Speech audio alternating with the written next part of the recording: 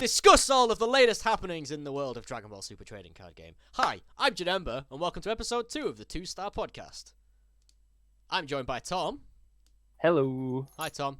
As you can see, what's on screen at the minute, we've got some stuff to talk about today.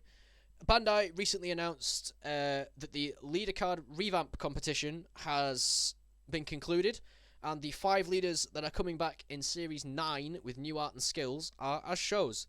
We've got Beerus God of Destruction, Assassin Hit, Father Son Kamehameha, Goku and Gohan, Metacooler Core, and everybody's favourite Super Saiyan 3. Any thoughts, Tom, just by looking at them?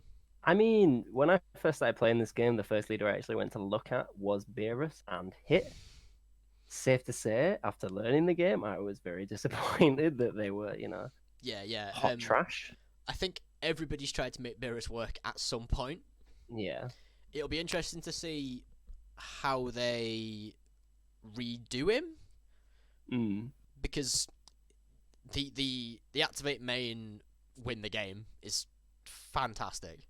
I mean, yeah, the thing is, you can't really make something like that super viable. No. Because, obviously, that's not a very fun win condition. No, you can't. The problem is that you can't make it too strong, because it just... If it becomes too strong, the game just becomes, like... Realistically, that's more toxic than Victory Strike. Yes, absolutely. Because there's zero interaction with with Beerus. I think what they could do is give it like a Zamasu effect.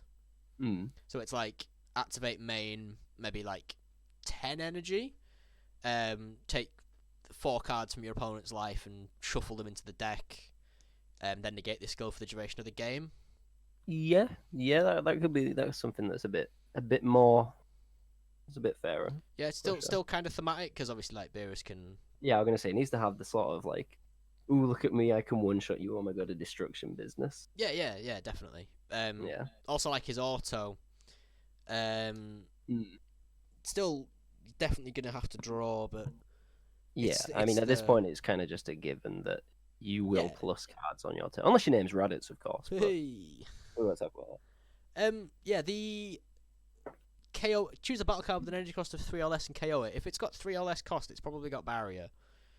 Yeah, in the modern game, definitely. I mean, he came out in set 1, right? Yeah, he's a set 1 leader. Yeah. I don't know. Again, he should be an untapped leader. Yeah, he might be on revamp. Yeah, and as I say, we don't know what's coming in Series 9. We did look at the what's her name? The Whis last, the Red Whis last set, episode, which was posed some questions, but I don't mind that. Hit, it's what a weird effect. Yeah, like at the time, was Blocker new at the time Hit came out or something? Everything was new when Hit came out. It was set 1. Oh, was Hit set 1 as well? Yeah. So he's like, he attacks when he attacks, he draws a card and he gets 5,000 power, which is good. Like that as a baseline is not bad. But then it's like when your opponent activates Blocker, choose specifically one red card from your hand into the drop area and negate the blocker. I mean, sure, it was probably more relevant back then, but like in the modern game, I don't know. I feel like there's so many different strange mechanics they could come up with now with the range of cards that they've got. Yeah. That they can make Hit, like, well, for example, the yellow Hit, like that's a really cool effect. That like, is a really the ability to, like a one-off mechanic. Yeah. Like the whole flipping, your opponent back over and stuff. I like that. That's really cool. I think it's harder with Hit to have his like a thematic effect on a leader card. If you look at like the Hit battle cards, they've all got sort of I'm gonna send myself to the warp, and then play myself next turn, which obviously Hit time skips and can pretty much avoid any attack. So that is really cool, but obviously it's not too relevant for a leader card. Yeah, it'd be weird if it went, I'm gonna remove my leader from the board. Like, okay, especially if it wasn't like a once per game. If it was like every turn I can. Oh god. I'm immortal, basically. Yeah. I don't know. I really want them to make Hit interesting. Mm-hmm. Like if they do this well, this is probably going to be one of the best things they've ever done, I think. Oh, well, for me, definitely, because Hit's my favorite character. So. Well, yeah, but how many card games do you know where they take like such a fundamental card and make it relevant again? Like such you mean, a like, fundamental instead of card. just continuously releasing? Yeah, yeah. If like Yeah. you could argue that Yu-Gi-Oh does it with like the Blue Eyes stuff, but Bandai did this off their own back, whereas Yu-Gi-Oh is kind of like, well, Blue Eyes is like the Blue Eyes and Dark Magician are like the poster boys of Yu-Gi-Oh. So not making them, if they just disappeared and faded away, then the Konami would be in a bit of a difficult spot. Whereas Bandai didn't really have to do this. Yeah, I mean, Like, I don't know how. There are two often hit people- leaders. There are two hit leaders. There are lots of Goku leaders. There's lots of Gohan leaders. Oh my god, tell me about it. There's two cooler leaders even. So you can Yeah. you can just print new stuff. Yeah. Like I think there's 3 Kefla leaders. 1 and then 2 red, I think. Yeah. Yeah, like that's 1 yellow, mental. 2 red. Yeah. That's cool. You could just print another hit leader, but the fact that they've decided actually no, we're going to go back and change this because these were some cool leaders. We've had a good idea here. Let's see if we can shake it up a bit. I like this. Yeah, definitely. So, just to touch on it really quickly, the post that the Dragon Ball Super card game released said that these are the new campaign rares for Set 9. So, if you look at Destroyer Kings and Assault of the Saiyans, Destroyer Kings had the Destruction rares, and Assault of the Saiyans had the Infinite Saiyan rares. So these 5 leader cards will replace those in the set.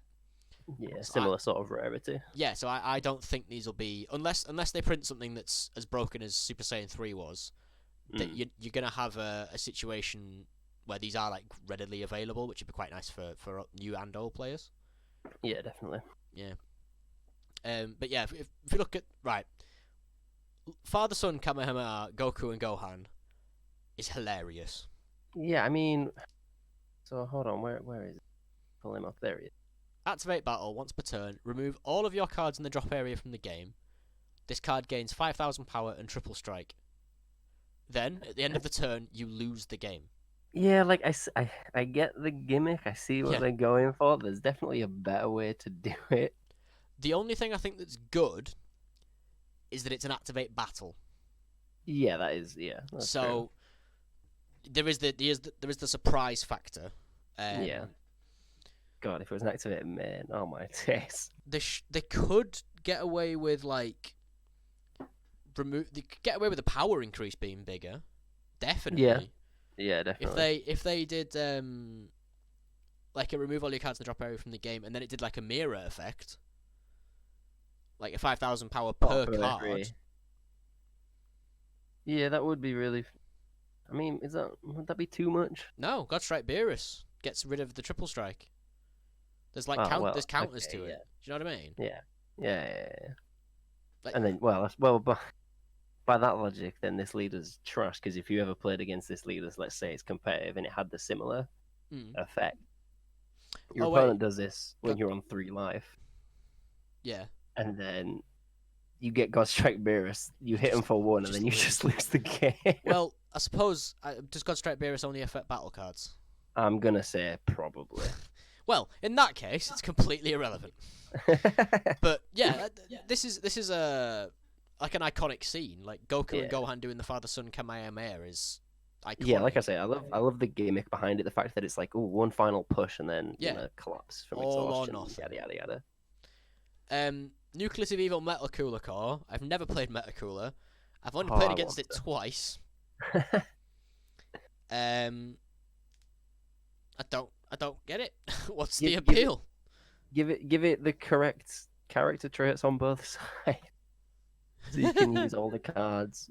Yeah. I mean, I get why, but I mean that's what I don't know. I feel like this leader is gonna need so much more support because it's countered by what is it? It's the Son Goku. Striving to be the best. Yeah, like. If you give it a way to deal with that card, yeah, built into the leader, that'd be a bit OP maybe. But it depends what it is. It could just be a choose one of your opponent's battle cards, ignoring barrier, and switch it to rest mode. with a cost of 2 or less. Switching to rest mode would be good. Because at least then you can swing at it with your leader. But is that 2 on the nose? That might be 2 on the nose. As I say, it's something. It's a tweak on the current effect. Yeah. Well, I mean, to be fair, it already does switch things to rest mode. It doesn't. It just doesn't ignore barrier, which is the problem. Yeah, exactly. Yeah. Like set 2 barrier wasn't really a problem. Yeah. It didn't really. There weren't many targeting cards. Mm. Or if it did, they didn't need to know that they couldn't target barrier because barrier wasn't really prevalent. There's only a couple of cards I think that had barrier, which is why this was quite. It wasn't like meta defining, but it was like as a leader, it was fine. Yeah, but back then. Mm. And I wish it was good. It recycled really nicely, which was quite. Yeah. Yeah. As I say, I've not played it, but I know people are massive fans of it. Yeah, again, it's just the gimmick that's really cute, really fun, but it gets shut down so hard by. You shouldn't. An entire deck shouldn't be shut down by one card. That's the problem. Exactly. Yeah, but this one is. So, like I said, this one's going to probably need more work to become. Yeah, absolutely. Quote unquote relevant. But again, that might not be what it's. You know what the aim is of these reworks. Yeah. It's more just to give them a modern feel. Absolutely. SS3. All right. Who voted this card? Me. All right. Genuinely.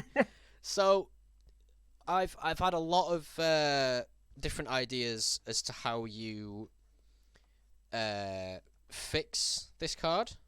All right. The first of which I thought was you can only include blue cards in your cards that are blue and no other color.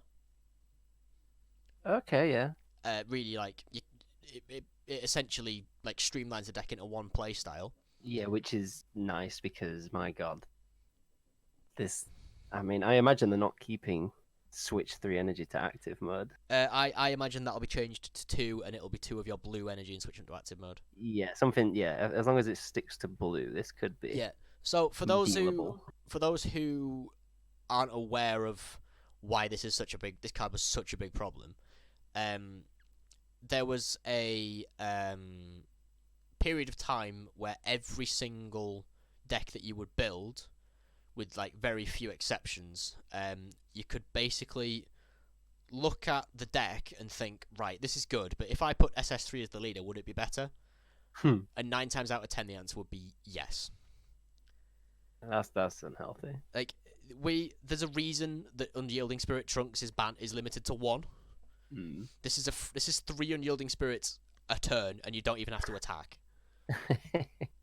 But you can only place up to 6 energy, so therefore you are restricted. Oh God. Yeah, it must be awful. It must be awful only being able to play 6 energy when the game's over by turn 4. What a damn shame. I think I had because obviously like everybody played SS3. I played SS3 Veggies, and when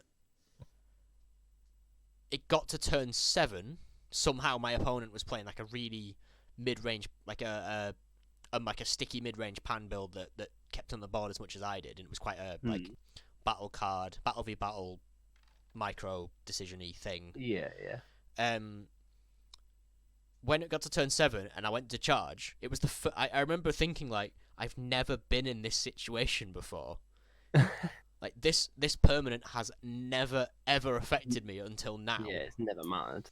I'd limit this to maybe just blue that you can use, or choose 2 blue at the end of the turn and switch it to active mode. I'd also thought about, on the Unawakened side, the activate main is if you have no energy, choose 2 cards from your life and place them in your energy. Which is amazing because it's like a double self-awaken turn 1. Yeah, like double I don't know if they ever thought that the idea of self-awakening was like hurting yourself was a bad thing. Surprise, it's not. Yeah, it's almost like having a strong leader with a really strong ability. You want it to be strong. Yeah, exactly. It's mad.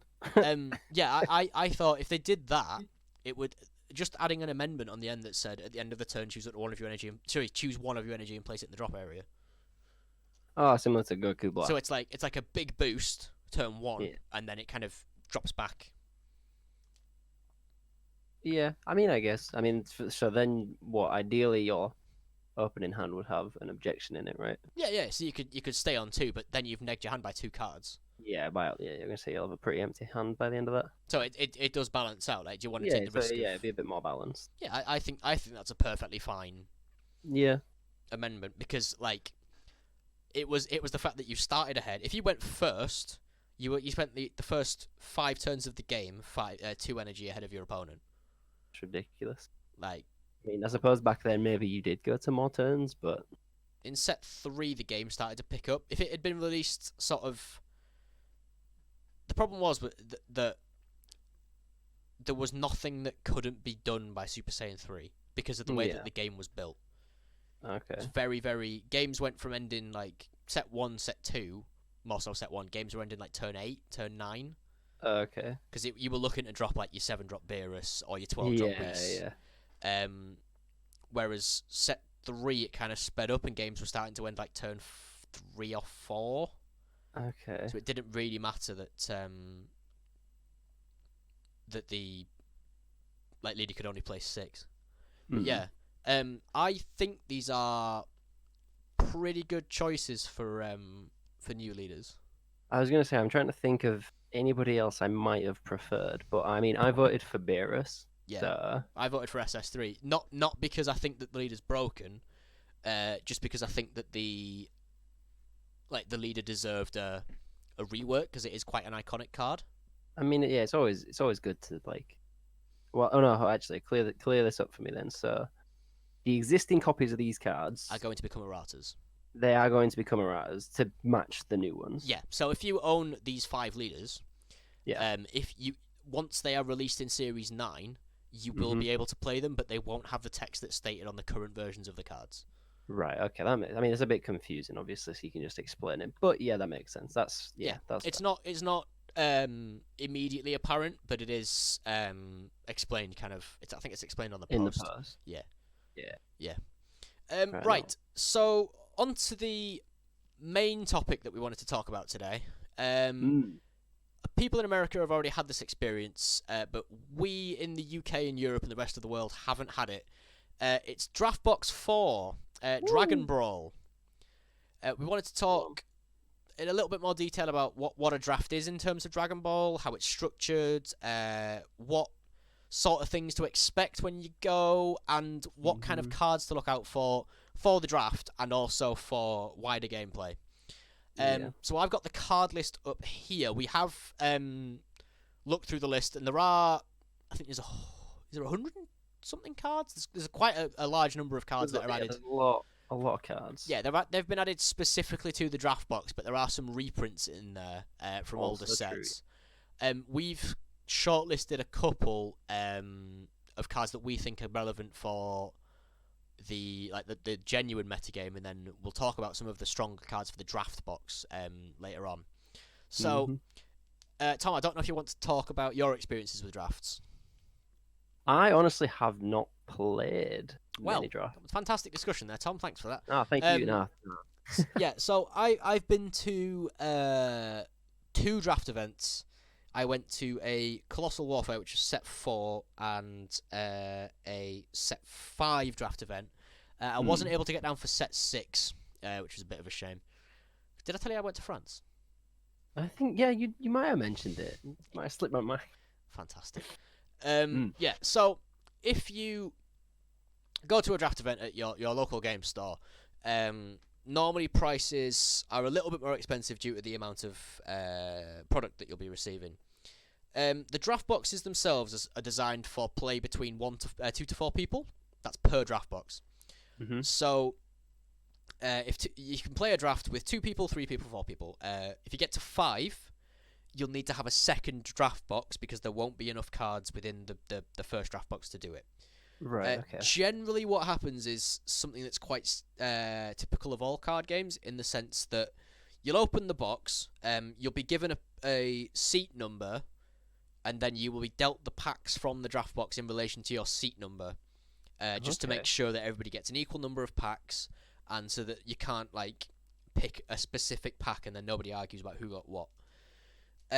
So when the draft begins, you'll open your first pack, and you'll be presented with, I think, is it 12 cards per pack? I think it's 12 cards. Yeah. Of those 12 cards, you pick one, Right. and then you put that into your like draft pile, essentially. Yeah. You then take the remaining 11 and pass them clockwise. So you'll receive 11 cards, and you'll give 11 cards to the person to your like next clockwise position. I think I've played a similar game mode in Magic. Yeah, it's very similar to drafting in Magic. It's almost Yeah. identical. Okay. You can then pick a card from those 11 and pass 10 on, and then you get 10 to 9, and you go around until there's and no just keep cards going left. around Yeah. Okay. Once you've finished the pack, you then open your next pack and repeat. Right. So quite quickly you get quite a large selection of cards. Yeah. You can have, there's no restrictions on deck building. No restrictions. As far as I'm aware, there's no restrictions on deck building. Oh, damn. There was a bit of confusion about whether or not the super combo restriction, but as far as I'm aware, there's no limit. No, I don't think there is. Obviously, it's tied by color, so you can't use a super combo that specifies a yellow leader unless you have a yellow leader. Yeah, of or course. Yeah. Things of that effect. The usual game rules. Yeah. Color does matter, so you can't play a red card with a red specified color cost without having a red energy. Yeah, that makes sense. But what's General special pick about color. Draft Box 4 is that they've printed the new Vegeta leader that is all colors apart from black, Oh yeah, true. Yeah, of course. which every single person who takes part will get. Mm-hmm.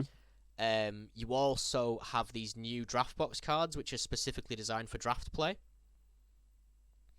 So, generally speaking, what would happen in sort of if you look at like your Crossworlds or your Miraculous Revival draft, is you'd have one person who'd pull like a boss monster Mm-hmm. really early on, and they'd have to either draft around it, or just hope that they picked up some other cards. Yeah. You'd have other people who draft sort of more generically for value, so they'd go for like a 2-cost 15k critical, for example. just Yeah, off I the was top gonna of my head. say, I'm pretty sure that the value is the route I'd go down if I did one of these drafts. Yeah, and it you either hit the cards that you wanted, like that synergized really well, and you'd just bulldoze people, or you'd hope that you do, and you wouldn't end up hitting them.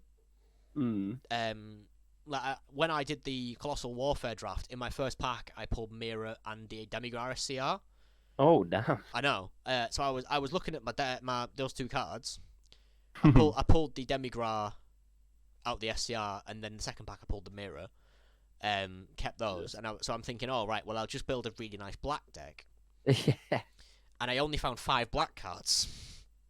I mean, is that too relevant? Well, I can't play Demigra for 10 energy. Oh, that's true. Yeah. The games either go really, really long. I'm talking like turn 10, That's it. Yeah, dark overall. or they Yeah. die or you're dead by turn 4 or turn 5, like a normal game. Mm. But if they go really long, you end up with like top decking like a 1-cost vanilla 10k Right. turn 7 when you're both awakened. Yeah, it's pretty. So That's the pretty way that they've designed these draft cards, I think, is to encourage like actual draft play, because a lot of the cards are quite expensive. Yeah.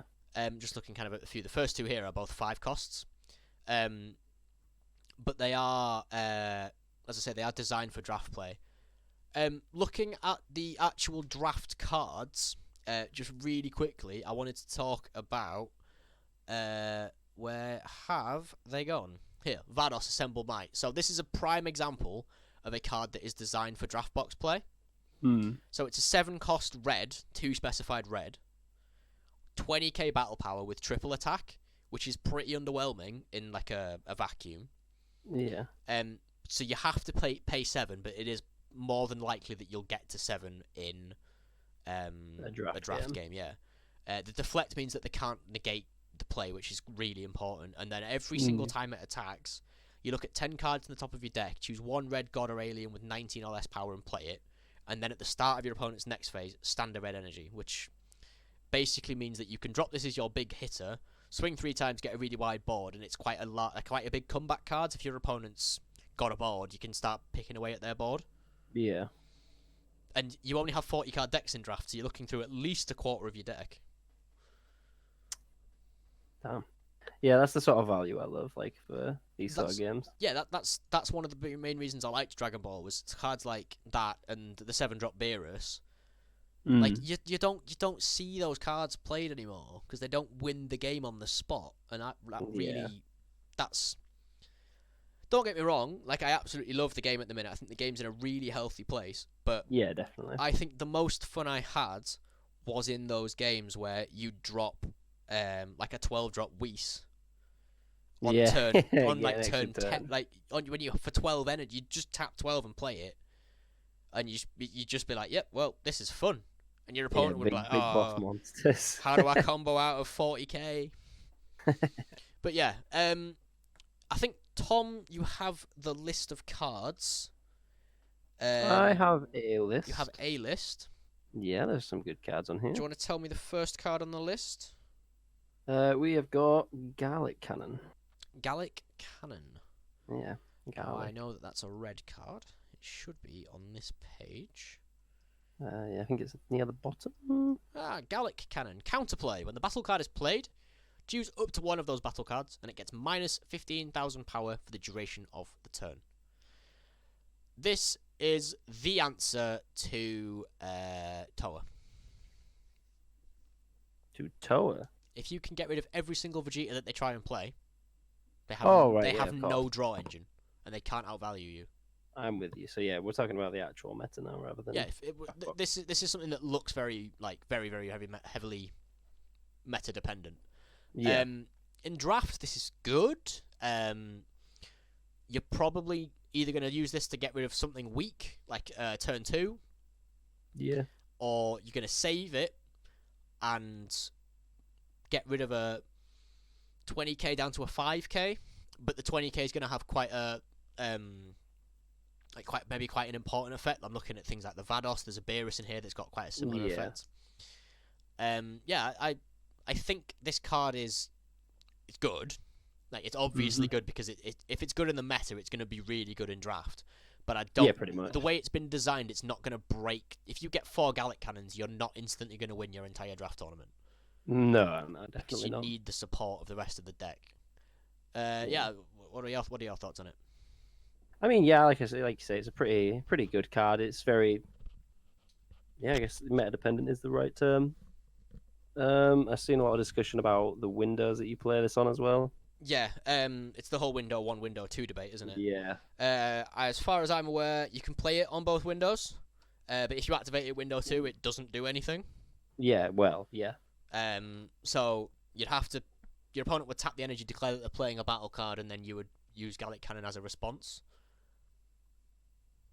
Yeah, that's how it works. Yeah, for it to do anything. It's similar to Bloodlust in the sense that if you activate it window 2, Bloodlust doesn't negate all the skills. It doesn't negate the autos and stuff like that, but this just wouldn't do anything.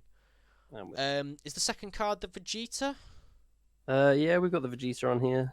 Back to the top. 5 drop near the top. There we go. Yeah, counterplay, play this card. If your leader card is red, reduce the energy cost of this card in your hand by 2. When you play this card, choose all of your opponent's battle cards, and they get minus 20,000 power for the duration of the turn. And if it's your opponent's turn, choose up to one of your leader cards, and it gets 5,000 power for the duration of the turn. I've had this card dropped against me, and it is absolutely crushing. It is pretty. It's pretty rough. It's a 3-drop, negate KO everything. Pretty much. And give your leader a Senzu Bean. Yeah, if it's on. And you can play it on your opponent's turn. I was gonna say, that's so ridiculous. I mean, the main deck that this is really good against is what? It's U6, right? Yeah, it's U6. I assume you were playing U6 at the time. I was actually playing Janemba. Okay. I decided to try and go wide on the board, and my opponent dropped this. Yeah. And I had no resources left, unfortunately. Yeah, exactly. Like, you just go all out. Really good. Put your whole board out. Yeah, absolutely. If your opponent overcommits, you can wait until your opponent overcommits because you obviously don't declare that you're responding to any of their earlier plays. They get 2 or 3 or 4 battle cards out, and then when they play the 4th one, you drop this down and they're it's like psych. Then your whole board just got you. I got you. Yeah. That's yeah, this is absolutely insane. Really good card. Yeah, really good card in the draft. Really good card in general. Yeah, definitely. Is the SR? The SR pull rates are pretty low, which is why the card's extortionately high. But it's well worth picking one of these up. We'll get onto extortionately high cards, so we're. Okay, next card on the list. We've got Topo. Righteous Aid. Or if you're watching the English dub of this podcast, Top. Mustache Top. Man. He does remind me of the Pringles guy. I mean, yeah, if Pringles guy got hench. You haven't seen Pringles guy's body. Come on, like that guy. That's true. That is true. He just eats crisps all day. He's got to work out in his spare time. Yeah, this is another 4-drop Topo that's a counter attack. When I first saw this card, I just saw the card and I thought, oh, it's just a rehash of the old Topo. But it only costs 1 specified red because it's draft specific. Mm-hmm. When you play it, if your opponent's turn when you play it, your opponent can't attack unless they drop 2 cards from their hand. It's effectively, well, it's a Nimbus, isn't it? It's a. No, it basically is because nobody's gonna attack more than once, right? Okay. So it's a Nimbus with a 20k beat stick attached to it. Yeah, exactly. For what? For 1 extra energy. And you've got to drop a card again, so it got that similarity. Yeah, exactly. Yeah, that's what I was making me think. Nimbus. This could push Prison Freezer up into the stratosphere. Oh god, I didn't even think about that. Yeah, sugar. That's so. What Prison Freezer loses to what? To aggro? Pretty much. If they don't have any cards in their hand. Juice it, yeah, just pop this out on turn 2. And because it puts the beat stick into play, you can use it to swing back at the board. Yeah, definitely. This and 4 copies of this and 4 copies of the other Topo are, I think this is incredibly strong. Yeah, I hadn't even considered this with Prison Freezer. And it's an uncommon. It really makes me want to build it. Yeah. But I'm not that person. I mean, I've run Prison Freezer with the other Topo in, and it was okay. It did need a big Nimbus effect though. I had to run yellow in it to get Nimbuses in. Oh, did you? Oh, damn. Yeah. Yeah. In draft, this is interesting because your opponent can just not attack. Yeah, I probably wouldn't say it's the best card for draft. But the thing is, in draft, it's good. Yeah, it's good, but it's not like you say for the Gallic Cannon. If you get 4, you win the game. That's not. Yeah, exactly. If I picked up more than 3 of these in a draft, I'd feel pretty hard done by. Yeah. But as I say, the difference between competitive play and draft is if you skip your turn 4 because your opponent's played Topo, and your opponent gets to go to 5, you might lose. Whereas if you skip your turn 4 in draft, and your opponent gets to 5, it probably won't be the end of the game. Which is nice. Yeah, definitely. But yeah, I know that the next card's Jiren, and I can see him. It is. He's just popping his head out. His little angry head. I don't know. I think there's some weird association with the fact that he's a 1 cost and the way he stood in that picture. It makes me think he's like ant-sized. when I don't know why.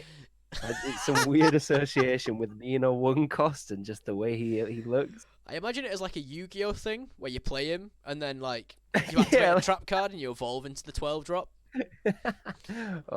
So this Jiren is probably one of the most talked about cards of the draft. It's a 1 cost 5k with barrier. Okay, Wings would like a word. You can only play 1 in your battle area at any point. Yeah. When there are 10 or more battle cards in your drop area with exactly 10,000 power, at the start of your main phase, for the duration of the turn, it becomes a 35k double strike dual attacker that can't be countered unless your opponent places 2 cards from their hand in the drop area, as well as paying the cost. Yeah, that's a 30k double strike dual attacker. I love it. I absolutely love it. I think this is incredible.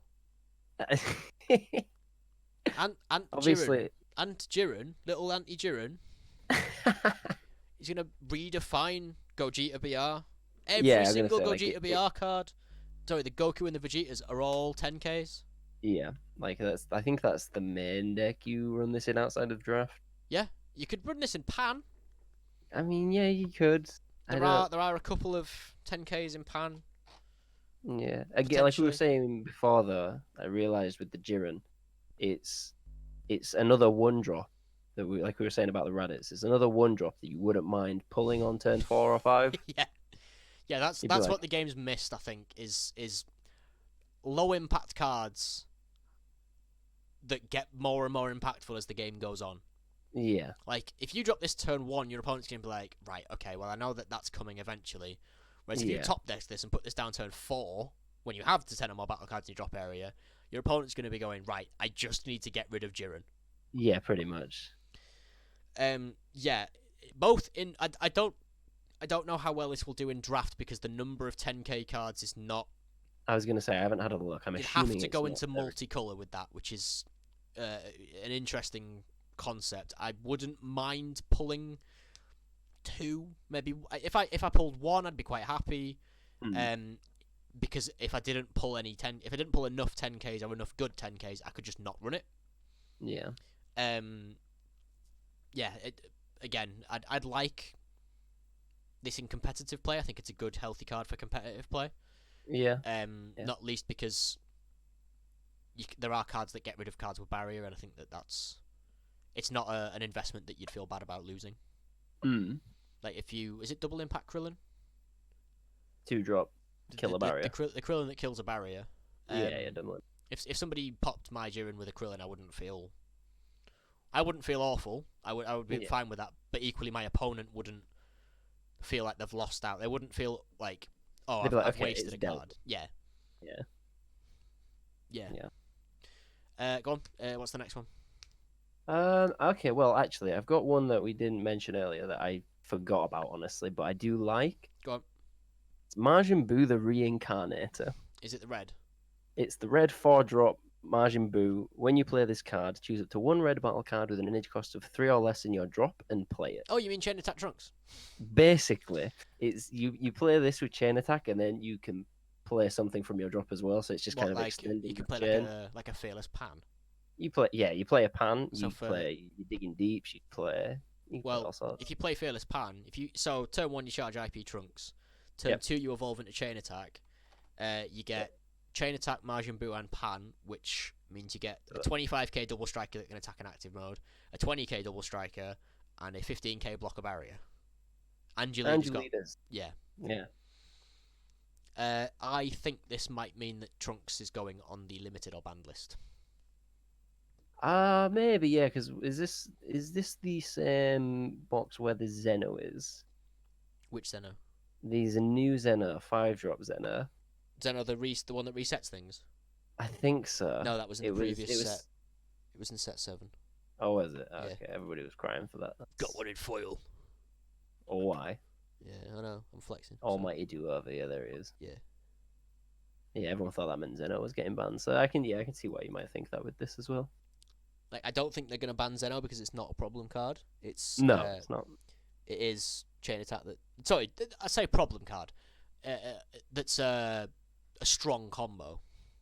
Yeah. It's definitely more Chain Attack that causes these things, these interactions. Yeah, it's similar in the sense of, like we were saying last time about, like, Child's Wish and how it, like, limits card design, because they always have to think, ooh, well, this can be played by Chain Attack Trunks, so we can't make it too strong. Whereas this has to be in the drop area, so your opponent will know that it's coming. And it's cost of 3 or less, and your 3 drops, like, for example, obviously Chain Attack Zeno's 7-drop, but 15k or less, so you can play it. Yeah. Whereas 3 drops, the cost is normally more significant of the power than the actual power level. Yeah, you're not going to be playing a game-winning 3-cost card. Exactly. Unless it's Jiren. Yeah. I'd like to touch as well, because I think, was there not a 3-drop Buu in here as well? 3-drop Buu? 3-drop Vanilla Buu, or am I going crazy? Vanilla Buu? Was it 30k? Yeah, he's there, yeah. Blue. He's blue? He's blue. Let's get on to that in a minute then. Is there any more red cards we'd like to discuss? I am out of red cards. I would like to really quickly talk about these new 2-cost 10Ks that they've put in. So if your battle card in battle is red, when you combo with it, I'm looking at the Trunks still use your power. Oh, the Trunks, yeah. When you combo with this card, it gets 5,000 combo power, so it's basically like a battle card super combo, but you don't draw. Yeah. They're not broken. I think these are really strong draft cards. Oh, for draft, yeah. Because it is focused on who can maintain board presence, and this really does help you maintain board presence. Definitely. Yeah, just as like an aside, I'd like to, because there is one for each colour. I think that's pretty clever design. Yeah. Okay, looking at blue cards straight away. The one that we literally can't not talk about him because he's unstoppable. Is it dollar bills, boy? Oh, it is. Yeah, it's SS Son Goku, the ever adapting. This 5-drop is just absolutely You did bug my head for a second. Brilliant. So yeah, Ultra Instinct Son Goku, counterplay or counter attack, play the card. You can't negate his skills in any area, which is a new phrasing, which has led to an errata of the Victory Strike and the Whis, where they can be negated by Bloodlust, if I'm not mistaken. Oh, I can't. Yeah, they it can. was ruled that they can now be affected by Bloodlust, which is massive. Yeah. So when you play this card, choose one of your opponent's battle cards, ignoring barrier, return it to its owner's hand, and if it's your opponent's turn, draw one card. My God. Because it's draft, you're going to be fine tapping 4 because you'll have 5 or 6 when you play this card. Yeah. It's strong, but I wouldn't play this. I wouldn't play this in Constructed. Oh, okay. Why not? Because it's 4. It's a big effect. Like, if you think about the cards that you want to bounce back. So you've got Victory Strike, Kaioken, Gogeta. Mm-hmm. I think that's pretty much. You've got your mirror as well. I'll give you mirror as well. This is you tap out. Your opponent plays. Say your opponent plays Kaioken. Yep. You play this card, and it's back in their hand, and you draw. Yeah. Yeah. Are you gonna have 4 of these in your hand? Gonna say no. No. And not to mention you don't have the energy to play it, obviously. Yeah. So if fair enough. Your opponent taps out. I to suppose play this card. So do you. Yeah. Let's assume that you have maybe a sparking negate, a 2, and some combo power. So you get out of the turn, and then it's your turn. You're playing blue, yeah. Yeah. What are you gonna play turn 5? I don't know. What do you play turn 5 in blue? You play awe-inspiring Vegeta. Why not? Yeah.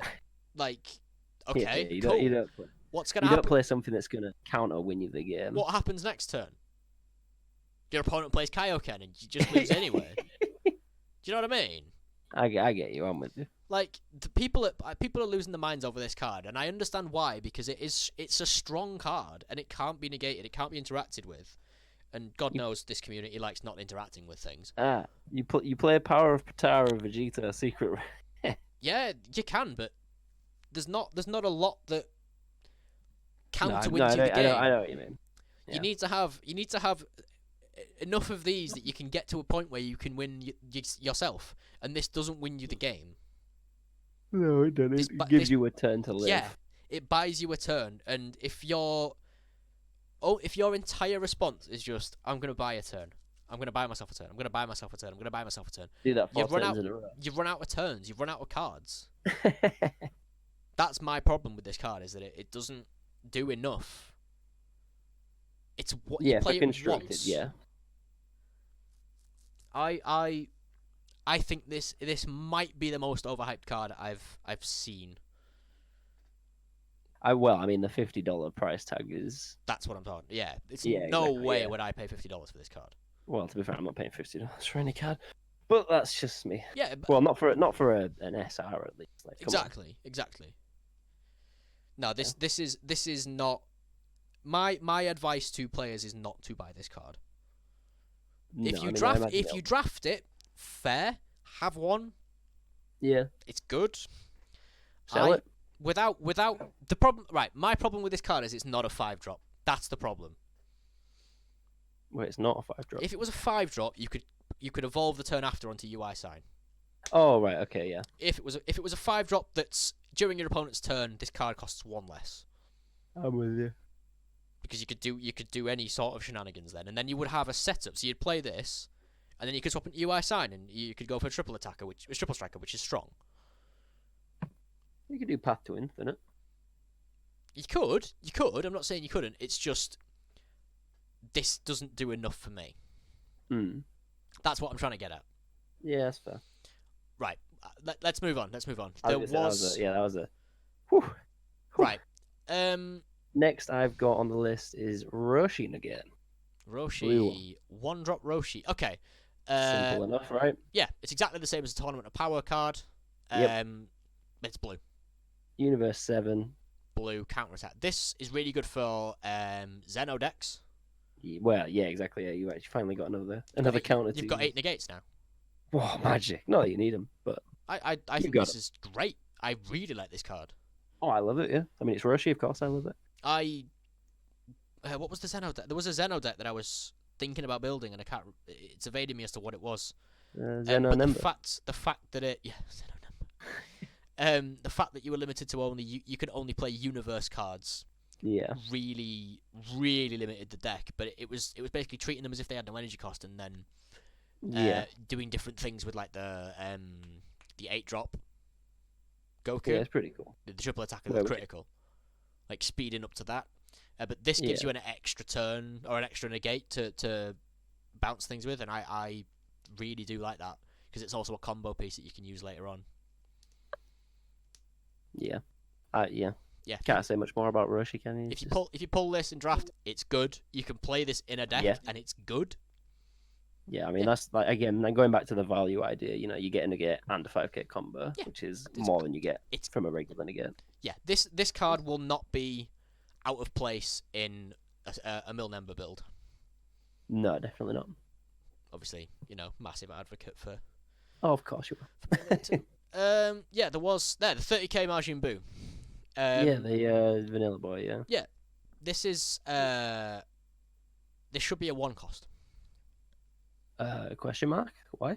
There's the Majin Whisperer Hercule. That at the minute, I don't think it has any targets. No, you're right. It doesn't.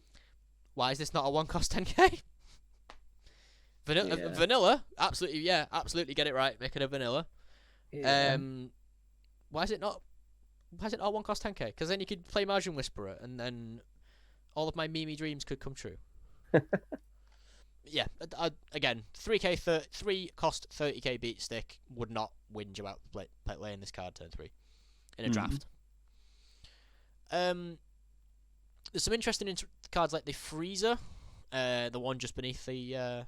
Frieza's pretty cool. So you can play it from your drop. One. Yeah, play it from your drop. It's block a barrier. Yeah, like that's really nice. It dies. It comes back. It dies. It comes back. So sticky. It just ensures that you've always got a turn 3 play, or a 3 cost play if you've got nothing else in your hand. Exactly. So for draft, that's really good. This is a really good value, like actual in-game value card. Yeah. I would probably want to pull like a full play set of these in a draft if I was looking to get them. Yeah, definitely. Particularly because if it's your last card that you can, if you have nothing else to do in a turn, you just bring this back. You have a blocker that can't be. It's a barrier blocker, which is. Yeah, exactly. Like imagine the scenario: you're both like top decking because you've played everything and you've counterplayed, and now you're just out of steam, both of you. So you're playing off the top deck. Yep. If you've got this card in your deck, you're playing off the top deck, but then you've also got this. So yeah, so it's whereas your opponent might only be playing like a 2 cost 10k, you'll be playing a 2 cost 10k, and to counteract their 2 cost 10k, a 3 cost 20k blocker barrier. Mm-hmm. If you've got 2 of these and it's turn 6 or 7, you can play 2 of them. Yeah, it's every ridiculous. turn, which is, and you keep your hand advantage because you're not playing cards. Yeah, exactly. Like, this card's great. It's good for draft. Yeah, exactly. In a meta setting, not so much. No, I mean the blocker barrier is nice. I'm sure the Frieza. It needs more defense. Like you need more negate cards to make this stronger. Yeah. So if you combine this with a Nimbus and they attacked again, you could block a K, like drop this, bring this back straight away the next turn. Yeah, yeah. Right. Whis, Keeper of Universe 7. Yes. It's a 7-drop 25k, double strike barrier. You can only have one in your battle area, and if you've got 2 or more multi-cards in your energy, reduce its cost by 2 in your hand.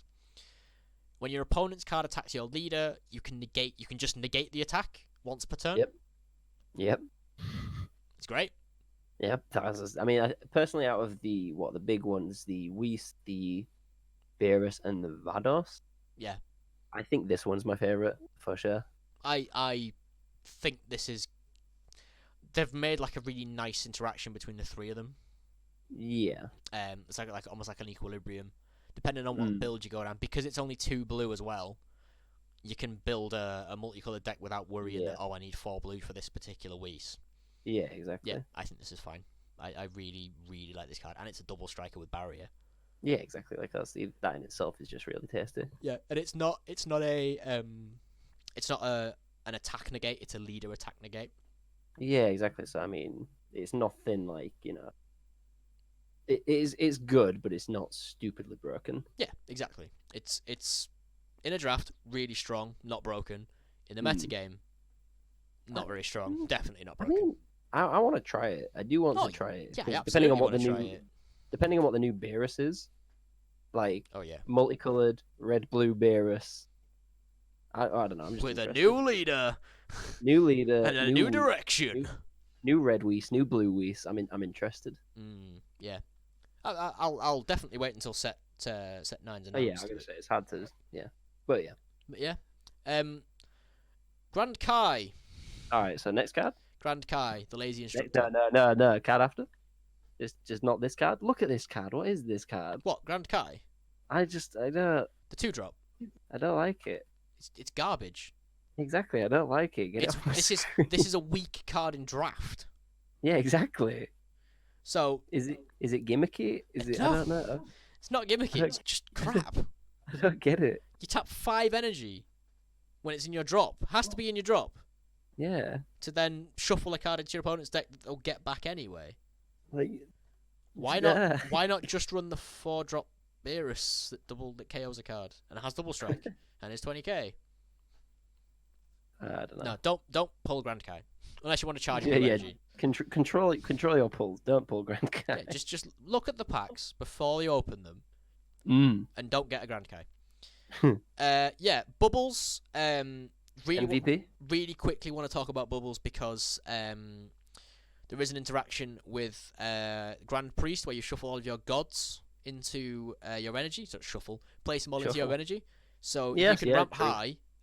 Because Bubbles is a god, you can play him at the same turn, and it's effectively like an objection for 7 energy, which is pretty cool.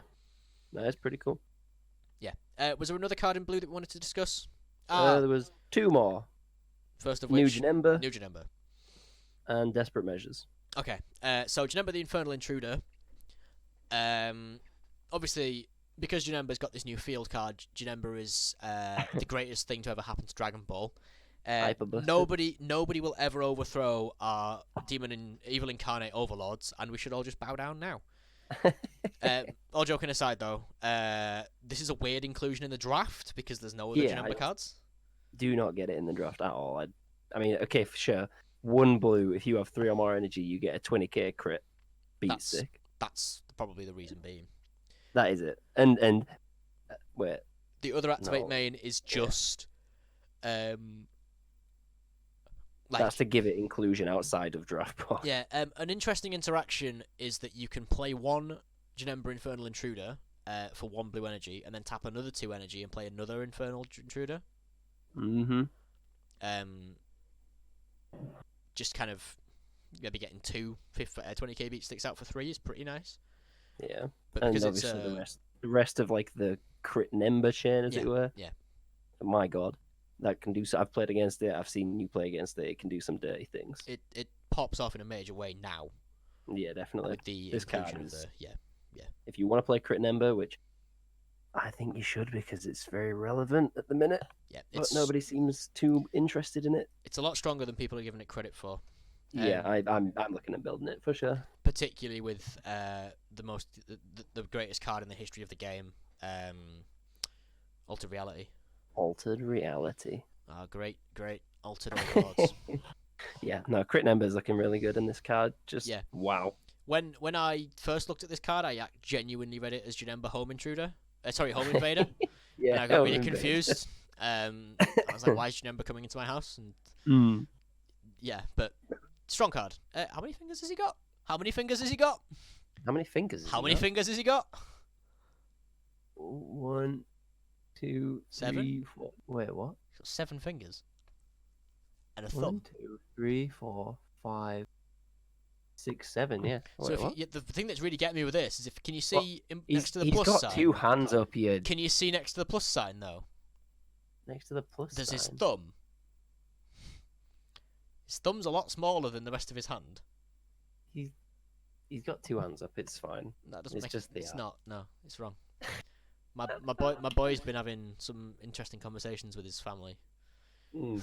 Mom, why have I got 2 thumbs? My cousin Jenny don't have 2 thumbs. She got 4. She real pretty though. Sometimes when the light hits her face, I think, hooey, I want one of your thumbs. Okay. Desperate measures. Desperate measures. First of all, love the artwork. Mm. Cell looking thick. Oh yeah. Yeah, so it's a counterplay. If your battle card your opponent is playing has an energy cost of 2 or less, it goes back to its owner's hand instead of being played. Then choose up to one of your blue battle cards with an energy cost of 3 or less and return it to its owner's hand. Yeah, so there is a card that's been released in this set, which is a freezer. When it's returned to your hand, you can choose one of your opponent's battle cards and bounce it back to their hand.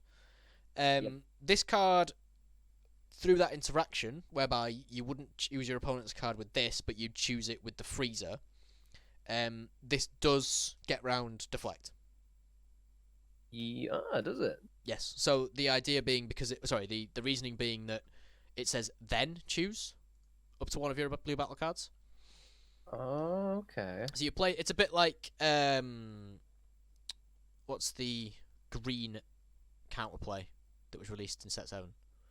Which one? The one that drops cards. The Vegeta with his hands up in air. Yeah, that one. That really famous That card. really, I know the one you mean. that game breaking card.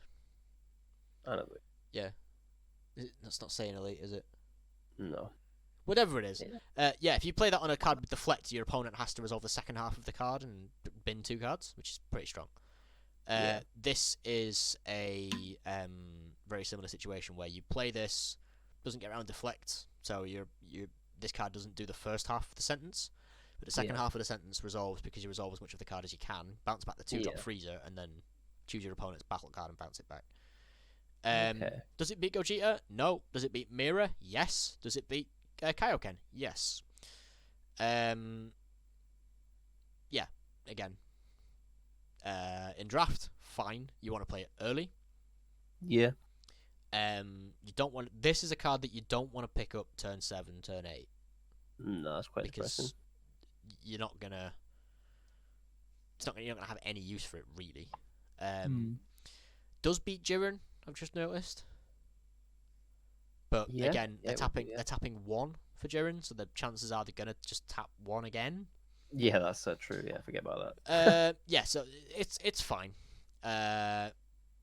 It's not particularly strong in draft. This is a weird case where it's not particularly strong in draft, but because of the interaction with the freezer, it's very strong in the meta game. Yeah. Right, I think we're on green now, aren't we? Yes, green. We are. First green I've got written down is, of course, probably the best card in the set. Piccolo Assimilated Ability. Okay, this card can be played from your hand with the Power Booster Piccolo that was brought out way back when. Cunning Strategist, I think it's called. Yeah, I believe you're right. So you play this card for 3 because you bring it out with the other Piccolo's effect. It's got Barrier, and it's got an Activate Battle, which means you can trigger this ability on either player's turn. At any point during the battle, you can choose one of your opponent's cards battle cards with an energy cost of 5 or less and KO it, and then draw a card. That it only works when you've got another Namekian in play, but if you're playing it off of Cunning Strategist, you automatically have... Namekian. Sorry? It's not a Namekian bond. It's just a bond. It's just a bond too. Even better. You don't even need a Namekian. You can just play any card. But like you say, it does come in with the Cunning Strategist. Yeah, so you're gonna have. You're gonna guarantee to have at least 2 battle cards in play. Yeah. So yeah, this is a every turn I'm gonna pop off one of your cards and draw a card on top of my normal draw and leader draw. Value City. And it's got barrier.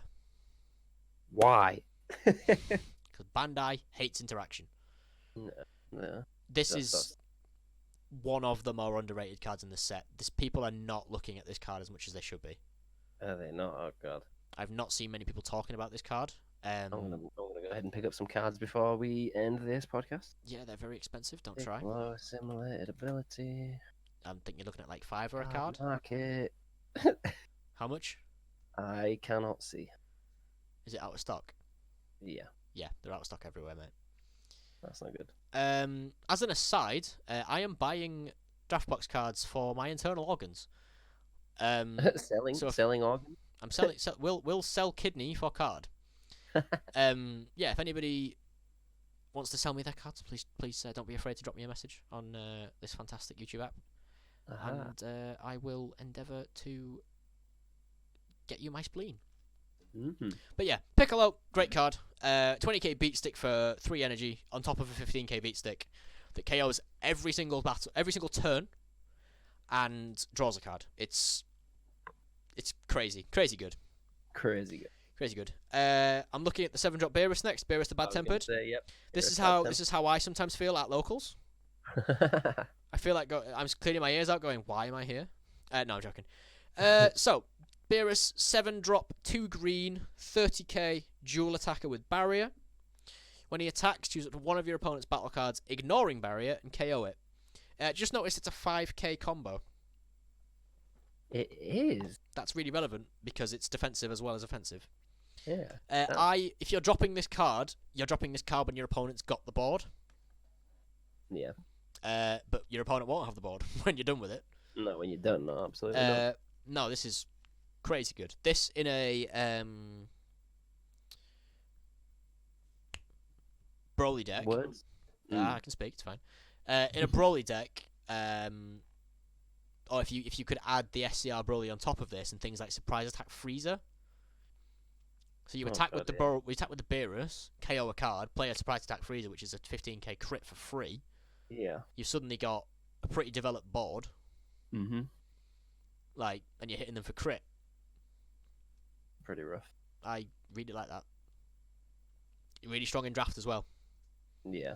Not really relevant for the metagame as much as I've just bigged it up. It's there's no way to cheat it out, basically. Yeah, that's the problem. You're never going to get to turn 7. No. You could world Not piece this green, out. At least. You could world piece this out with like a ramp deck, but do a good old Purunga ramp. Yeah, but there's better options. There's way better options, yeah. You wouldn't. I'd rather drop a Kaioken than a Beerus. Yeah, definitely. At least this Beerus. Yeah. Broly free at last. Weird one. So when it attacks, you may place it after the battle. You may place it in its drop area, in its owner's drop area. Broly doesn't have a drop area all by himself. Choose 1 green battle card with Broly in its character name and an energy cost of 6 in your drop area and play it. If you played a card, you can't play battle cards for the duration of the turn. That is a weird one. There are no 6-drop Broly cards in this draft box. There are not. I don't believe so. There is not. Yeah, this is a card that's specifically designed for meta play.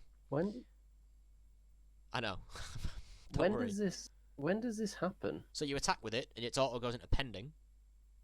Okay. At the end of the battle. Oh yeah, at the end of the battle, this card is attacked. Yeah. It's attacked. Oh, after this card attacked. Yeah. Yeah. Sorry, my bad. So this is something that you play like. You can play Broly BR cards with this. It's been discussed, I believe. Yeah, because it fits in the character name. Yeah. Then it's fine. This is more. It's more of a support for the Broly BR stuff, or things like Broly Tragedy Foretold. That rings a bell. That's the 6-drop that you can KO a combo, get rid of a combo card, I believe. I'll trust your judgment. Thanks, I appreciate that. All The right. kind of friendship we've got. But yeah, it's good. It's good. It's not broken. I'd rather No. use the Goten. Yeah. But yeah, green has nothing really else apart from the Super 17. Oh, there he is. Okay, so this is. I'll let you talk about this one, Tom, because I know that green's your favourite colour. I mean, yeah, you rate this card fairly highly. I don't know how much I rate it. A dual attack 19. If there are 10 or more non-black cards in your drop, reduce the cost of the hand by 2. So it's a 4-drop 17, Super 17. Mm-hmm. So, the first thing your mind goes to is all the Super 17 chains and stuff. I assume you can pull it out with Does that. the Super 17 3-drop let you pull it from? Does it not pull it from drop, or is it from hand? That's what I'm looking at. Let's have a look. This Further Heights. Yeah. So, yeah, when you pull that, I haven't played Androids in a while. Choose up to 1 Super 17 card with an energy cost of 6 from your deck or drop. Not and this one. Play it on top of this card. Okay, so you could pull this out with the 4-drop. What about the 3-drop? Was the 3-drop pulled from your deck or your hand? Choose up to 1 Super 17 card with an energy cost of 4 from your deck or drop. Okay, so you can only get this out with the 4-drop. Yeah. The reason I think this card is so good is because you attack, you choose a card from your drop and send it to your warp, and then you choose an extra card from your drop and add it to your hand. So you can get if this card attacks twice, you can plus 2 on this swap. Yeah. Oh, okay. And you get Shocking Death Ball it has to be a green extra card. You get Shocking Death Ball back. Yeah, you get your negates back. That's pretty good. Yeah. And then your opponent chooses one card. Yeah, so you're going +2 and your opponent's going -2, so it's like a 4-card swing for hand advantage. Yeah, that's crazy good. That's dirty. It's only got 19k, which is fine. It doesn't have critical, which is fine. Yeah. Yeah, it can cost 4. It's a really good late game card, like a really good late game card. Yeah, it's an alternative win con for the Super 17 decks, which I'm all for. Like, yeah, I'm gonna say that's pretty good. If this had critical, I think it'd be too much. It'd be way too much. Yeah. Yeah. But yeah, this is.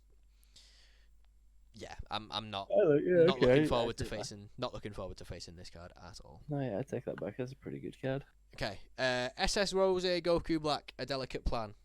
Oh boy, yeah, these cards. Yeah, so this is a card, a 3-drop 10k that you can play from your hand. Why did you have to yawn, Tom? Now I'm yawning. Oh, I'm sorry. It's alright. You play it from your hand, then choose one of your opponent's battle cards with an energy cost of 2 or less and KO it. And then an activate main where you can choose one green Zamasu in your hand with an energy cost of 5 or more and play it. Then at the start of your opponent's next main phase, choose up to one of your green energy and switch it to active mode. So immediately, I'm looking at this and thinking you tap 2 during your opponent's battle, play this and KO an opponent's card, and then the turn after you charge up to 3 and drop the 7-drop Zamasu. Yeah, that's crazy. That's absolutely ridiculous. Which then what does he do when you play him? So he next 2 cards from hand or energy. Chooses 2 your opponent's battle cards or 2 battle cards from your opponent's hands and drops them. Yeah. This is because of the others the Zamasu stuff that's on my screen at the minute. I'm just gonna move that out of the way.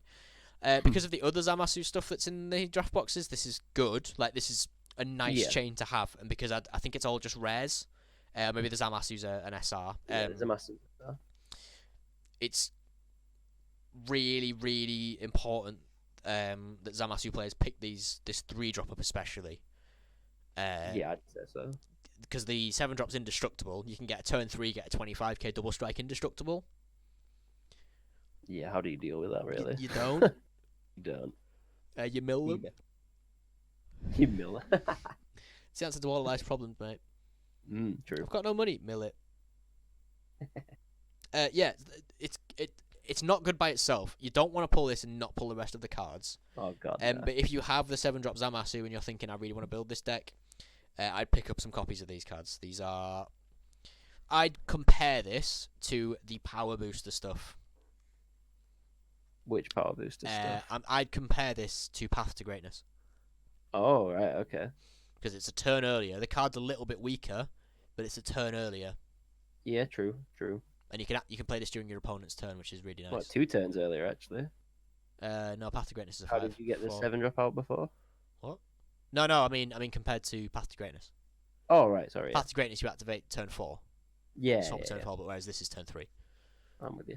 But this is something you can leave to stud because it's not specifically green to play it.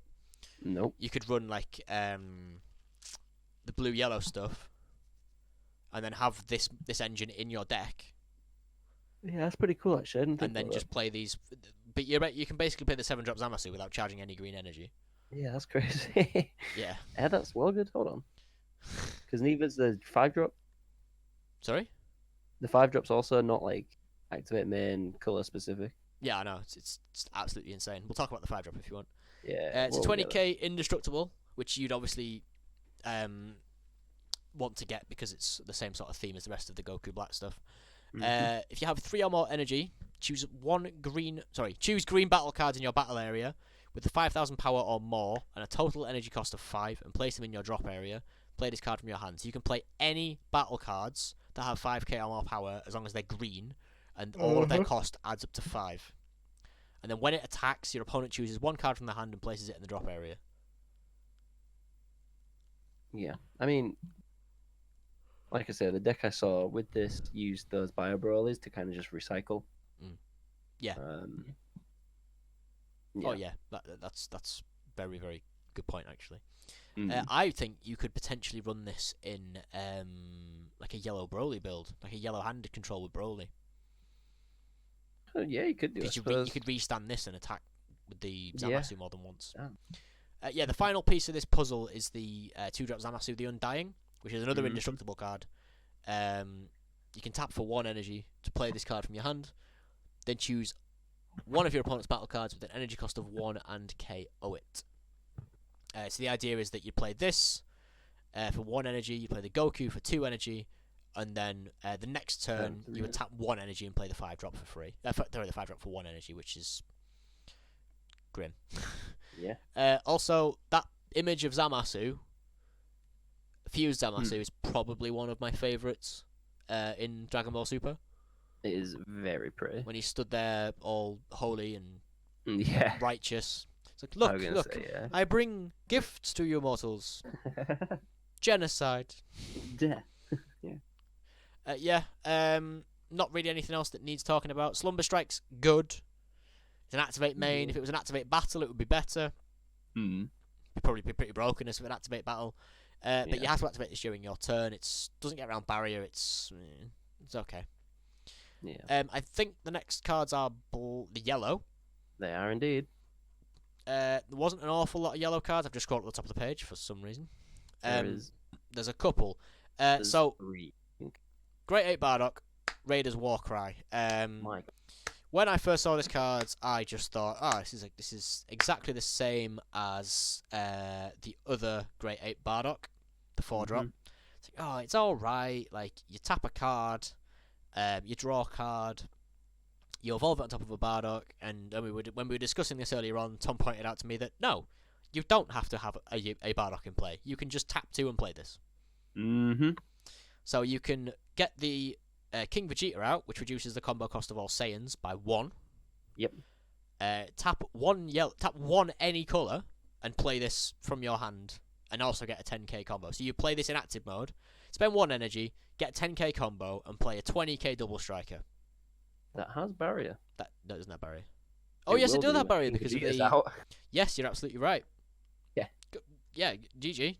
Nice to know you. Yeah, it's rough. I've played against a lot of ape decks recently, and it hurts. It can hurt. This is rough. This is better than the old Bardock. Yeah, definitely. It doesn't have blocker, but you don't want to be. You don't want to be blocking. Really, you want to be keeping your apes protected and just smashing your opponent's face in.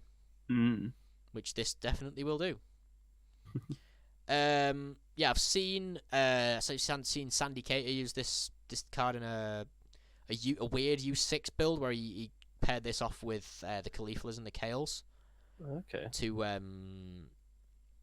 kind of tap your opponent's stuff down more efficiently. Yeah. And because obviously the King Vegeta reduces the cost of the say the Kales and the Khalifas as well. You can evolve onto them for free. Oh, But yeah, yes, this yeah. Oh, damn. yeah, without this Bardock, I think the deck's a bit too slow. Yeah, that makes sense. Yeah, this is a nice answer to not having Bardock the Progenitor in the game anymore. This isn't as disgusting Yeah. because you're not getting the full amount of value when you are tapping at least one energy for it. But yeah, good. He's got no eyes for some reason. Don't know if that's intentional. I'm pretty sure he does. Nah, It's just the angle, I think. nah, he doesn't. And what was the next card that we were discussing? Is it There's the other ape, which is pretty good. Great Ape Son Just Goku in Saiyan gen- Instincts? Yeah, Yeah. pretty generic. Warp the card from your drop, draw 2. Yeah, it's very Nice. very nice for draft. Yeah, drawing You drawing can 2 cards in any game mode is pretty strong. But Like it. Yeah. in draft, you're gonna be, as we've said repeatedly, you're gonna be on more than 4 or 5 energy. So this is good. Yeah. Well, even if it's turn 2, if you've got nothing in your hand because either drafted poorly or you've just been really unlucky, swing wheel leader, combo this away. You got a 20k quit wheel leader, assuming it's the Vegeta draft. It's gonna be. Yeah. And then whilst this is in your drop, you tap 2, draw 2. Yeah. It's pretty good. This because if this is the only yellow card you run in your deck, you can run this at 4 and not feel bad about comboing them from your hand. Yeah, exactly. And it doesn't need to be yellow to tap anyway, so. Yeah. Yeah, I respect this card. I respect this card on a personal level. Right, 5-drop King Vegeta. Sorry, 6-drop King Vegeta. Oh boy. 6-drop Jinzo. Negate the Jinzo's skills of all alright. of your other trap cards. People have and ahed about this card. This card, it's not the be all and end all of control decks. I wish it was. I'm very glad it's not. Mainly because there are stronger ways of wording this. Yeah. I'd like to see this targeting just your opponent with like a really heavy cost. So something where permanent negate the skills of your opponent's battle cards. At the end of each turn, choose 2 cards from your hand, 2 cards from your deck, 2 cards from your hand, 2 cards from your life, 2 cards from your energy, for example, and place them in the drop area. If you do not, KO this card. Oh, kind of like there's another Yu-Gi-Oh card like that, is it? Oh, I can't remember the name of it. Now, but there's one where you have There's to cards pay. where you have to pay life points to keep them in play. It's very similar to Mirror Wall, Yeah, something like Mirror Wall. Yeah. where you can halve attack damage, halve your opponent's attack power each time they attack, as long as you pay 2,000 life points. Like Yeah. this is. It's okay, but if you drop this, everything else is vanilla. Like, Yeah. that's all I have to say, really. Run this in some really weird ramp kid too, yeah. Yeah, why not? Why not? Why Make not? everything a vanilla. Yeah, I don't think this is as good as people were freaking out about before. I know it doesn't hit the cards that obviously can't be negated. This one, I know that they said that Cold Bloodlust does, but I know that this one doesn't hit Victory Strike and Whis basically. Yeah, because their skills aren't. You can never activated. They never. You can't. Well, Yeah, it's essentially to do with the way that permanents interact with one another. yeah, it's something like that. Yeah. Is there any other yellows? I don't think there was. I don't think so. Oh yes, there was Oracle Fish. Oh, of course, yeah, course. the real MVP. Yeah, the obvious the best. This is the best card in the draft box by a mile, guys. Get your foil playsets of these now. These cards are going to be worth an absolute boatload in a couple of months' time. $50 a pop. Yeah. When Set One Beerus with the Grand Priest combo sort of dominates the meta. People are ramping 9 cards a turn and going from 7 to 16, and they'll just win the game on the spot. It's wild. It's a 1-cost god. It's okay. It's exactly the same as Bubbles. Just for yellow. A bit of fun, but it's yellow. Yeah. Mm. None of the Bardock's crew stuff's particularly important. Oh, Ginyu, The Ultimate Torah? Transformation. Oh, Ginyu, yeah, of course, yeah. Yeah, this is really funny. So you look at your top card of your opponent's deck, and then they shuffle the deck. If the revealed card was a battle card, he gets double strike and dual attack, or he's a 5k. I like it. I think it's I funny. think I like this is funny. This is. I'd laugh. I'd find it really amusing if somebody played this against me. Yeah, exactly. And, Like I, it and adds a bit of... if it did get double strike and dual attack, I'd find it even funnier. Yeah, I'd be like, oh, it's brilliant. I'm gonna get whooped now. Yeah, okay. I hate Ginyu as a character, but I love the cards that he's got printed for him. I think Yeah, they're really, Ginyu cards are really funny. yeah, they're really innovative. Yeah, definitely. Was there a card that you wanted to look at from the Bardock's crew stuff? No, I don't think so. I think we're good. No. No. Freeze a Cry of the Sovereign really quickly. You combo with yeah. it, tap 2 energy, and negate an opponent's battle card skills. Pretty good. Solid. Gives you Target the choice. another targetable Bloodlust. Yeah. Bloodlust's getting banned, guys. Moving on then to the black cards. Mm-hmm. Was there any? The 7-drop mirror. Okay, so for those of you that aren't aware, this card makes me think that they're banning Mirror Creator Absorbed. Or at least limiting it. I see. Because it's the only other 7-drop mirror that they've printed. Very true. It's on the back of people complaining about Mirror an awful lot.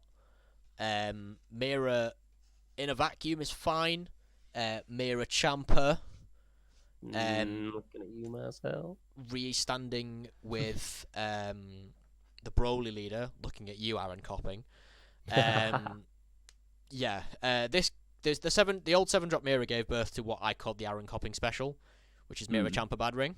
So when Bad Ring was unbanned, you'd swing with Mirror, it'd go up to excess of 100,000. They'd negate, you tap a yellow and negate it with Bad Ring. You then got the combo step, and you'd hit them with the Champer, which made it 110k. Yep. Double strike, they'd take 2 life, be potentially on 1 or 2 life.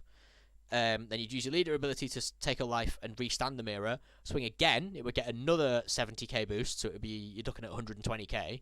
Then negate again, and you'd Bad Ring again. It was just that simple. No, that's not fun. For 3 energy, you'd have the game. Yeah. Well, 4, I guess, if you're doing 2 Bad Rings. Okay, yeah, 4, but that's assuming that you don't have things like Bean. Yeah, true. This is a black deck, so black cards, you don't need the colours. This, on the other hand, doesn't have deflect. It has double strike, which is quite strong. It's an overarm 7 for 1, which is very similar to Few. But instead of drawing 2, you draw 1 and then stand an energy. Yeah, it's good. I think it's pretty. I don't know if Creator Absorbed is getting banned. I feel like this is a massive step down. From Toa kind of just takes a big hit as a deck. Yeah, because this is nowhere near as impactful. They'd want to shift from this then to the Demigrass stuff, I think. Oh yeah, probably. Particularly with the reveal of the new Magnificent Collection Demigrass, because that does say does state Toa or. We did say, didn't we? We questioned that. Yeah, that makes sense. But yeah, it's. I like it for draft. I don't like it for mainstay play, for meta play, because it's not that impactful. No, it's. I mean, if you're going to be doing this, you're normally going for game anyway, like with Fu. So yeah, choosing 1 energy is a bit irrelevant. Yeah, I'd rather draw. I'd rather play Fu. Exactly. It'd be why play this when you can play Fu. Yeah.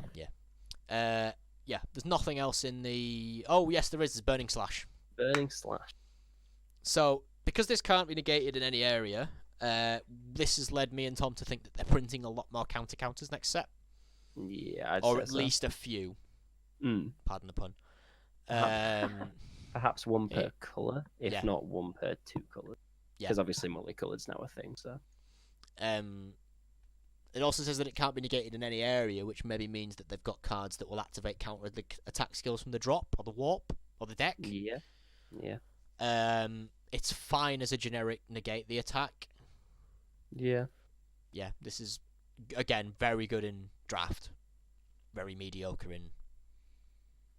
For now. Yeah, at least for now. Yeah. Right, multicolored cards. Champion Bearer, Capricious. Champion Bearers, Capricious Gods. Arrival, red-green. Energy Exhaust. Auto. When you play this card, choose up to 1 of your opponent's battle cards with 20,000 power or less and KO it. Then choose up to one of your other battle cards with an energy cost of 6 or less, and it gains double strike for the duration of the turn. This is insane. You could easily argue this is the best card in the set. Yeah. Without a doubt. My god. You get board control, you get double strike, and you can play this out for very little. And it gives you red-green synergy. Mm-hmm. Charge this turn 1, charge Broly turn 2, you're laughing. It also energy cost of 6 or less. So you can play this in combination with the Super 17, the new one, to make a 19k double strike dual attacker, drop 2 cards, draw 2 cards. Yeah, that's rough. That's awful. The card is not broken because you can bounce it back. You can. It's a 4-drop 20k, which means it's affected by every single counterplay card there is. Yeah, very true. But if this hits the board,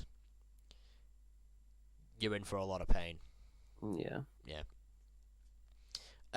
Son Goku and Vegeta Saiyan Bonds. I think this is better than it looks.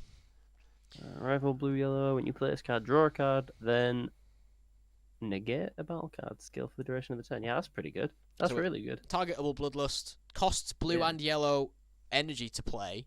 Yeah. But it's also a Goku BR and a Vegeta BR. Ooh, it is. That's very true. Just there will be other Goku and Vegeta BR cards that will come out that will make this more important for things like Potara and Fusion. Yeah. But yeah, when they come out, this card will be much better. But as it stands, it's not that great. It's nice. It's all right. Yeah, I'd rather play other blue yellow cards than this. Yeah, definitely. King Vegeta and Vegeta is naff.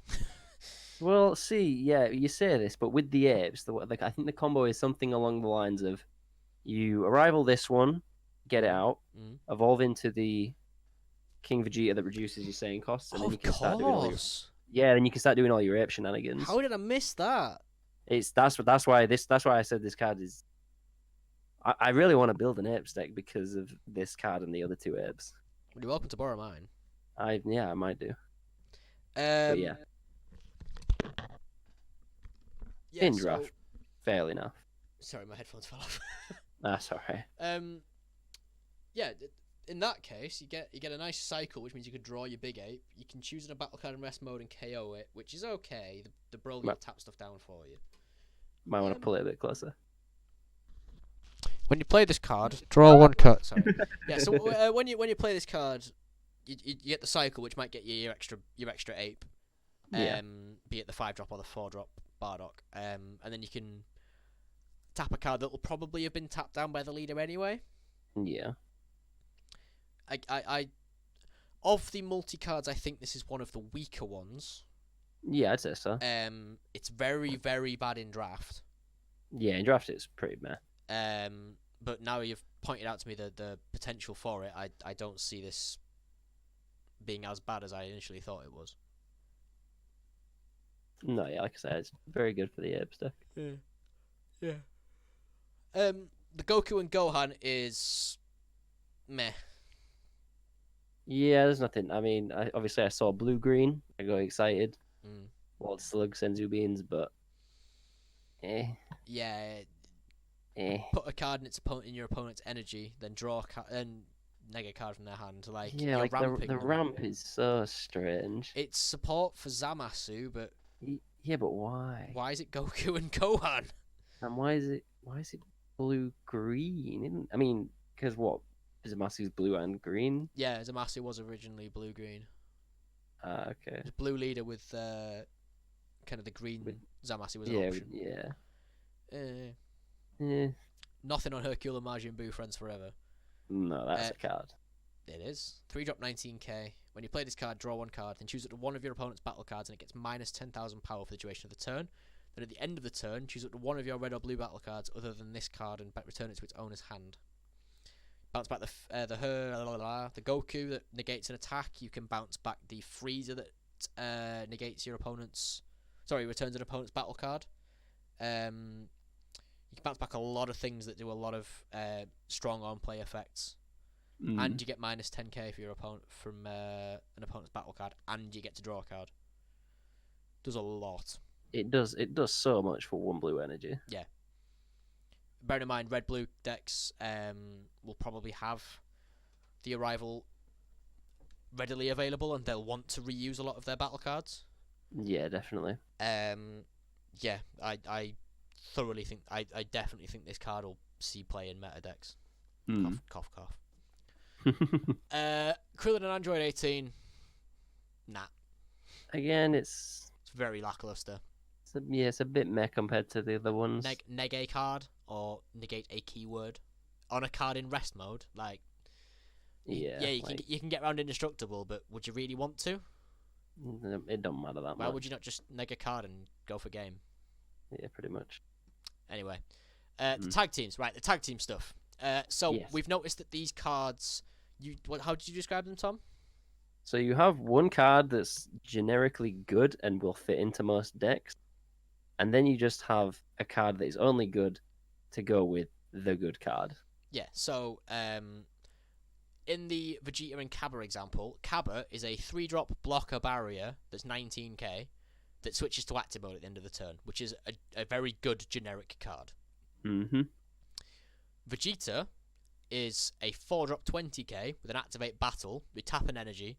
Choose one of your Universe 7 or Universe 6 battle cards being attacked. It gets 6,000 power until the end of your next turn. Then you play this from your hand and you can't play it for the duration of the turn. So you drop down Cabba, leave an energy stood, and then when your opponent attacks into the Cabba, you can tap one to play this card and give your Cabba 6,000 power. Yes, and if I'm doing the maths correctly, the 6,000 power basically makes it a 10k combo, right? If that makes sense, does that make sense? How do you mean? So Cabba gets put up to 25. So, for example, if your opponent is swinging with 15 or 20, let's say 20. No, 25. 25. 25, yeah. Yeah, so then all you need to do is Vegeta, and then he gets plus 6, oh, wait, no. which puts him on Yeah, 25. No. Yeah, my bad. You could combo with the Vegeta as soon as it's played. Yeah, you could do. That's not out of the question, which means it's gone up by 11k, which puts it on 30k, which is not bad for 1 energy. Yeah, for 4 energy, because you'll have to play the Cabra as well. But well, yeah. Yeah, it's fine. It's good. Yeah, sorry. Uneasy Alliance Son Goku. So these are the cards that I was talking about that can get around deflect. So the Goku negates an attack and plays the card, and when you play it, you choose a battle card other than the Goku with a cost of 3 or less, and return it to its owner's hand. The Frieza is a 2-drop cantrip that when it's returned to its owner's hand from the battle area, you choose one of your opponent's battle cards and send that back to their hand. So they drop Kaioken. Oh, I see what you mean. You drop this turn 2. The next turn they attack, and you play the Goku, and you bounce the Frieza back, which means you get to bounce one of their cards back. You can keep them off the board for a very long time. Yeah. It's great. That is pretty good. Gohan Master and Pupil. I love this card. I don't. Why not? It's a 3-drop 5k. Yeah, but you never play it for 3. So you tap a green energy and send it from your hand to your warp, and at the end of your opponent's next turn, play this card. And when you play it, you choose 2 cards in your life and add them to your hand. Yeah, that's good. Well, nice Self-Awakening. Yeah, I don't like how it's a 1-cost combo there. Yeah, it's a 10k combo though. Yeah, but that's not bad. Yeah. It's not amazing. I wouldn't want to play this card, honestly. I don't see the. No, I probably won't play it. But it's too. Like, if you end up in a situation where this is like removed to be bought back, such as like by a hit, you can kill yourself. Oh my god, that'd be so funny. I've had that happen where the opponent was playing a lineage deck. They put themselves on 1 life. They went to combo. The opponent played a hit that warped a Bardock the Progenitor. They then passed turn. Their opponent swung. They activated Nimbus, and at the end of their turn, their Bardock got played and they died. That is pretty fantastic. Kill of the week. It was no to watch. Yeah, the Piccolo that goes with the Gohan is meh. Yeah, also very Burst meh. 3, look at top 5 and choose a battle card with a combo power of 10 and add it to your hand. So this is, you play the Piccolo to play the Gohan because the Gohan's a 10k combo power. Yeah. It's alright. I wouldn't want this card. I wouldn't mind pulling both of them, but I wouldn't want to put this in my deck. Hmm. Bardock Father and Son. If your leader card is yellow and your opponent has 3 or more energy and this isn't in play in your battle area, choose an opponent's battle card, switch it to rest mode, and then if you did, play this card from your hand. It's fine. It's an evolved target for Bardock Great Ape. Yep. And the Goku is if your opponent has 3 or more energy, when your opponent's card, so when you activate the Bardock skill, you can play this card and it's a 15k blocker, which is okay. Yeah, pretty much. Gohan is played when a black battle card is removed from your battle area by a skill. Yep. Oh my lord, Trunks is complicated. So Trunks is played for 3. Sorry, an overroam of 3. When you play it during overroam, it gets critical. Choose one card in your hand and send it to your warp, and then it gets double strike. So it's an overroam 3, neg a card from your hand, and it's a double strike crit. Yep. And then at the end of the turn, when Trunks goes from your your battle area to your warp, you can play the Gohan, which is a 15k blocker. Exactly. Yeah. That's quite strong for a Toa Demigra kind of build. Yeah, maybe I think you were some of the stronger ones. I mean, the yellow Black Mass Saiyan deck. Yeah, very true. Oh god, yeah. Yeah, that'd be really good actually. Yeah, I don't mind those. I think they're good. I don't mind the Gokus. I think they're fine for draft. The Gohan Trunks combo is pretty strong. Just for meta play, but I think the most important ones are the multicolored cards. Yeah. Desperate Measures, and the Uneasy Alliance Goku and Gohans. Goku and Freezers. They're your top picks? They're my top picks. Ooh. Well, if I had to make a top pick, I'd probably have to go with Piccolo Assimilated. Oh yes. That little cheeky combos. I mean, are we talking for draft or in general? Meta play. Meta play? Then yeah, I'd probably say Piccolo Assimilated. I'd say I want the Janemba Home Invader to be good. I hope Crit Nemba pops off. And what else? Yeah, like I said, I'm excited for the ape players, so I'm going to go with the apes. Cool. That's for me personally. Generically, I think red cards are definitely up there. Red's on for the some rise. of the best. Red is on the rise. Yeah. Red's already pretty high up, so it can't get much higher, really. Yeah, true. It becomes the ceiling. I did see a leak of the Android 21. If I can just find the image. Yeah, there's a front of the leader at least up there. No, not that one. Somewhere. It is on Group T, Dragon Ball Group I'm in. There it is. Image. Here we go. It's a blue-green. You know what? I just can't read colours. You can't. It's blue-green. It's 10k 4-cost blocker. I don't know if it's official. Is that the one that doesn't have an edgy exhaust? Yeah. Yeah, that's official. Doesn't have energy exhaust. When you play this card from your hand, look at up to 7 cards at the top of your deck. Choose one card among them. Place it in your energy and rest mode. Shuffle your deck. Then choose one of your opponent's battle cards. KO it. And you can't play battle cards with power between 30,000 and 35,000 for the duration of the game. Yeah, very specific. The game. So it doesn't have energy exhaust, which is absolutely ridiculous. Disgusting. That's probably the one thing that would make me think it's not legit. Yeah, that's the only thing that's making me question this. But no, I'm pretty sure it is. Really quickly, why would it be 30 to 35,000? I honestly couldn't tell you off the top of my head. I don't know either. Let's have a look. 30 to 35,000 power cards. Not many. Cell. Broly. Cell is 30,000. Boo. Top End Zamasu. Saiyan Elite Vegeta. Mira.